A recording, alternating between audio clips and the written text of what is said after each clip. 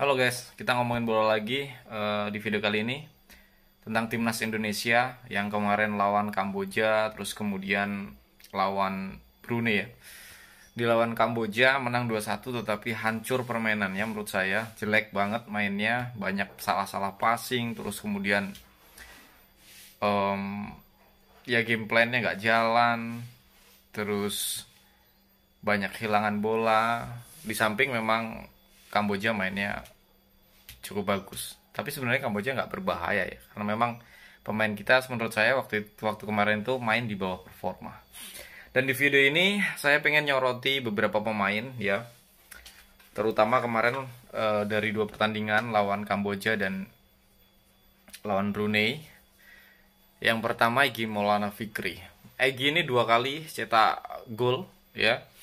Di pertandingan pertama cetak gol, pertandingan dua cetak gol. Cuman mungkin itu ya alasan kenapa kontraknya diputus sama timnya yang di Eropa itu.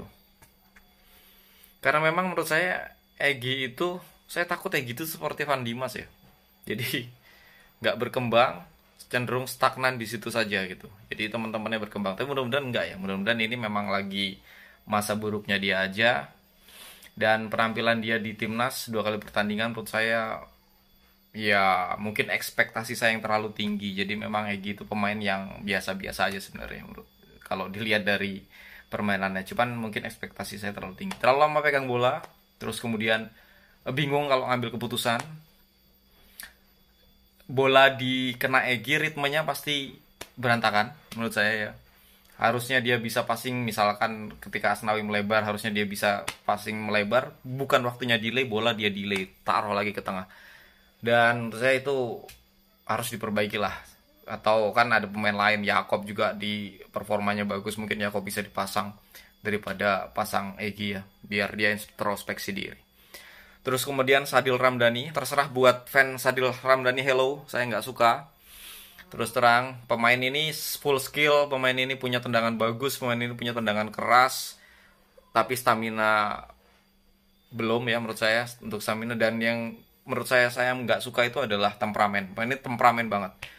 Kalau teman-teman lihat di edisi dia bermain di timnas untuk kelompok umur pernah ya, saat pertandingan penting lawan Thailand kalau nggak salah, di bawah asuhan Indra Safri, dia refleks ketika dilanggar, kemudian refleks tangannya refleks gitu, terus mukul pemain lawan dan akhirnya kena kartu merah. Di AFF edisi lalu kalau teman-teman lihat, dia juga melakukan hal yang sama, untung nggak kena pemain musuhnya, pemain lawannya nggak kena tangannya. Kalau kena tangannya dia juga pasti kena kartu merah menurut saya. Dan di pertandingan lawan Kamboja, yang terakhir berarti lawan Brunei, dia juga melakukan refleks yang serupa. Artinya ini penyakit gitu.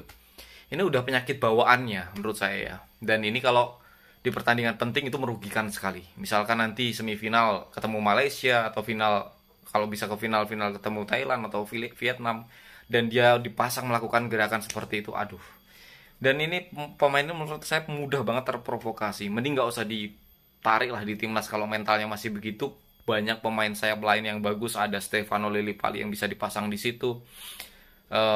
Ada Rian Kurnia mungkin yang bisa dicoba, dan beberapa pemain lain yang bagus. Kemudian Yakob juga bisa dipasang di sisi kiri maupun di sisi kanan. Untuk apa bawa Sadil Ramdhani? Oke ya. Buat teman-teman, lu prestasinya apa? Sadil udah berprestasi. Ya nggak gitu bos, nggak gitu. Caranya nggak gitu. Kalau orang yang harus berprestasi lebih tinggi baru bisa kritik, baru bisa komen, ya repot juga. Ya berarti yang bisa kritik presiden adalah mantan presiden. Ya nggak gitu kan. Cara mikirnya nggak gitu. Ya, jadi kalau kita tahu kebenaran, atau kita punya unek-unek yang harus kita lempar, ya dilempar aja gitu.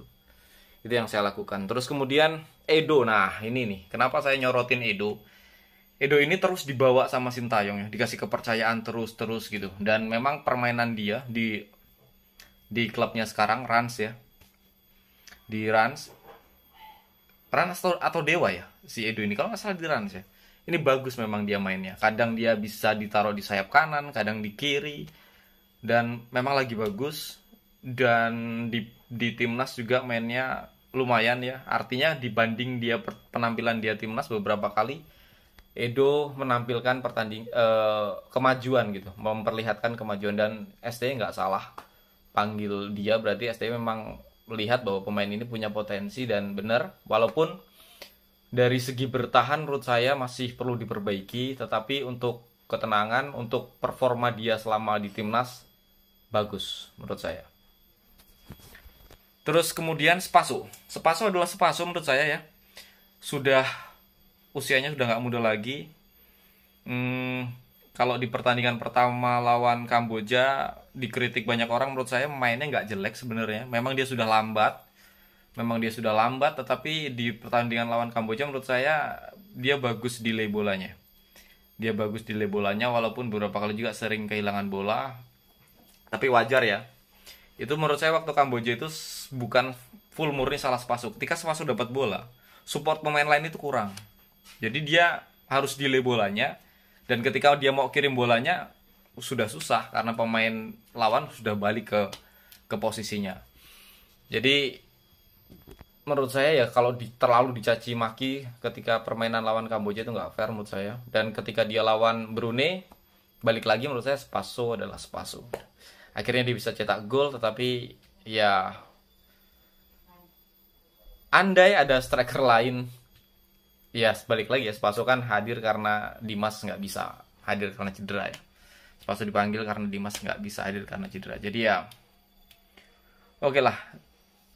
Lalu berikutnya striker Ramadan Sananta. Saya sih berharap banyak sama pemain muda ini ya. Karena kenapa ya? Balik lagi yang dibawa Spaso, Sananta, Dendi, kemudian Rafli. Saya nggak berharap banyak kepada Rafli dan Spaso karena menurut saya ini pemain-pemain yang sudah lambat. Spaso sudah lambat, Rafli juga lambat. Tetapi Rafli ini punya visi sih. Itu mungkin yang pertimbangan STI bawa Rafli. Rafli ini bisa jadi false nine, walaupun kan dia kan striker tapi juga bisa bermain di tengah ya, bisa bermain di gelandang serang. Jadi Rafli ini punya visi, umpannya juga bagus. Jadi mungkin, tapi saya nggak berharap dia jadi goal getter. Nggak, maksudnya ada pemain lain yang menurut saya lebih bisa diharapkan seperti ya Sananta ini. Akhirnya Sananta juga cetak gol pertamanya, gol yang bagus. Gimana dia ketika Yakob Sayuri dapat bola, dia sprint kenceng, dia tahu di mana dia harus berdiri gitu. Ketika dia sprint kenceng, timing lepas umpannya dari Yakob juga bagus. Jadi ya oke. Dan saya berharap lawan Thailand Sananta yang dipasang dan bisa bermain bagus. Asnawi juga baru kelihatan lawan Brunei. Lawan Kamboja belum terlihat Asnawi yang seperti biasa. Saya berharap ketika lawan Thailand nanti Asnawi dan Arhan bisa menampilkan performa yang cukup bagus. Hati-hati Arhan, Edo sudah mulai bagus. Kalau nggak mau kegeser, kamu harus ada di top performamu. Untuk lawan Thailand, menurut saya skornya bisa menang tipis lah, 1-0 atau 2-1 untuk Indonesia. Mudah-mudahan ya, walaupun sedikit memaksakan, tapi sebagai warga Indonesia harus optimis. Saya rasa itu teman-teman untuk video kali ini. Sampai jumpa di video selanjutnya. See you.